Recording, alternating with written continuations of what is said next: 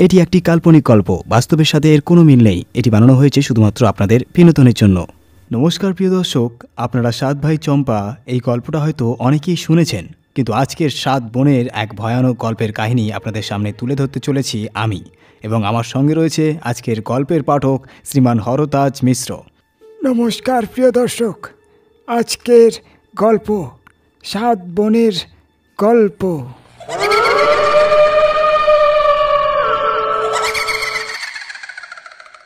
বাংলার এক প্রত্যন্ত গ্রাম, পিতমাটি, সবুজ মাঠ, সরিষের ক্ষেত আর খেজুর গাছের সারি এই গ্রামের পরিচিতি। তবে গ্রামের পাশেই ছিল এক গভীর বন, 7 বোনের বন। দিনের বেলা সে বন নিরীহ মনে হলেও সন্ধ্যার পর তা ভয়ঙ্কর হয়ে ওঠে। গ্রামের মানুষের বিশ্বাস, বনে 7 বোনের আত্মা ঘুরে বেড়ায়, যারা প্রতি পূর্ণিমায় গ্রামে এসে প্রতিশোধ নেয়। অনেক বছর আগে পিতমাটি গ্রামে এক কৃষক পরিবারের 7টি মেয়ে ছিল। পদ্মা, যমুনা, ইচ্ছামতি, রূপসা, অজয়া, তিস্তা আর মন্দাকিনী। 7 বোন ছিল একে অপরের প্রাণ। তারা যেমন সুন্দরী ছিল তেমনই দয়ালু। কিন্তু দুর্ভিক্ষে গ্রামের অবস্থা যখন শোচনীয় হয়, তখন তাদের পরিবারও ক্ষুধার্ত হয়ে পড়ে। গ্রামের কেউ তাদের সাহায্য করতে এগিয়ে আসেনি। একদিন রাতে খাবার আর আশ্রয়ের খোঁজে 7 বোন বনের ভিতর ঢোকে। তারপর তারা আর ফিরে আসেনি। সকালে তাদের লাশ বনের পুরনো বট গাছের নিচে পাওয়া যায়। কারো গলায় দড়ি, কারো শরীরে আঘাতের চিহ্ন। কেউ জানতো না তারা আত্মহত্যা করেছিল নাকি কোনো অভিশপ্ত শক্তি তাদের প্রাণ কেড়ে নিয়েছিল। সেই থেকে বটগাছের নিচের বনটি 7 বোনের বন নামে পরিচিত। গল্পে গল্পে পিতমাটি গ্রামের 7 বোনের নাম ছড়িয়ে পড়ে। শোনা যায় পূর্ণিমার রাতে তারা বনের বাইরে এসে গ্রামের মানুষকে ডাকে। যারা তাদের ডাকে সাড়া দেয় না, তারা নাকি বনের গভীরে হারিয়ে যায়। আর যারা বনের দিকে যাওয়ার সাহস করে, তাদের আর কখনো ফিরে আসতে দেখা যায়নি।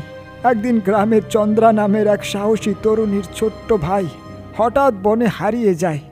অনেক খোঁজাখুঁজির পরও তার সন্ধান মেলে না। গ্রামের লোকেরা ভয় পেয়ে বনের দিকে যেতে নিষেধ করে, কিন্তু চন্দ্রা সাহস করে রাতের বেলা একাই বনের গভীরে প্রবেশ করে। বনের ভেতর প্রবেশ করার পর চন্দ্রা দেখতে পায় পুরনো বটগাছের নিচে 7টি সাদা শাড়ি পরা মেয়ে বসে আছে। তাদের চোখ থেকে অনবরত জল ঝরছে। তারা চন্দ্রার দিকে তাকিয়ে কাঁদতে কাঁদতে বলে, আমরা মুক্তি চাই, আমাদের অভিশাপ ভাঙাও। আমরা মুক্তি চাই, আমাদের অভিশাপ ভাঙাও। চন্দ্রা জানতে চায় তাদের মুক্তির উপায় কি। তারা জানায় গ্রামের লোকেরা তাদের মৃত্যুর জন্য দায়ী। তাদের আত্মা প্রতিশোধ নিতে বাধ্য হয়, কিন্তু তারা শান্তি চায়। মুক্তির জন্য প্রয়োজন একটি বিশেষ পূজা, যা শুধুমাত্র গ্রামের সাহসী ও সৎ কোনো মেয়ে করতে পারবে।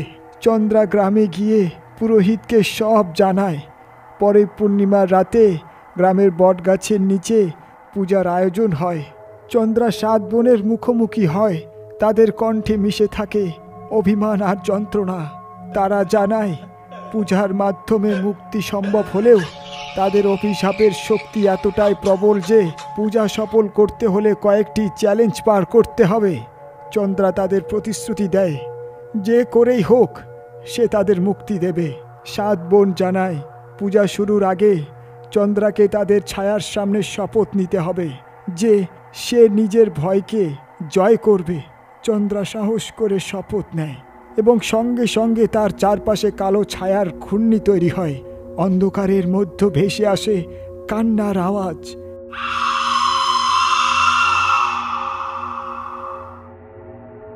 কিন্তু চন্দ্রা ভয় পায় না। তার সাহস থেকে ছায়া মিলিয়ে যায় আর প্রথম চ্যালেঞ্জ শেষ হয়। 7 বোন চন্দ্রাকে একটি পুরনো ভাঙাচোরা মন্দিরের দিকে নির্দেশ করে।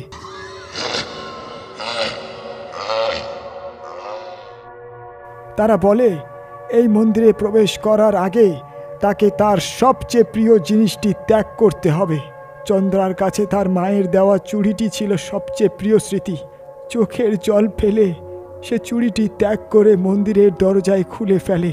ভিতরে থাকা দেবী মূর্তি এক মুহূর্তের জন্য জ্বলে ওঠে, যেন তার ত্যাগ গ্রহণ করা হয়েছে। মন্দিরে প্রবেশের পর চন্দ্রার সামনে ধোঁয়ার কুণ্ডলী তৈরি হয়। সেই ধোঁয়ার ভিতর তার ছোট্ট ভাইয়ের করুণ মুখ ভেসে ওঠে। 7 বোন সতর্ক করে এই ধোঁয়া মায়া তৈরি করে তাকে পথভ্রষ্ট করতে চাইবে।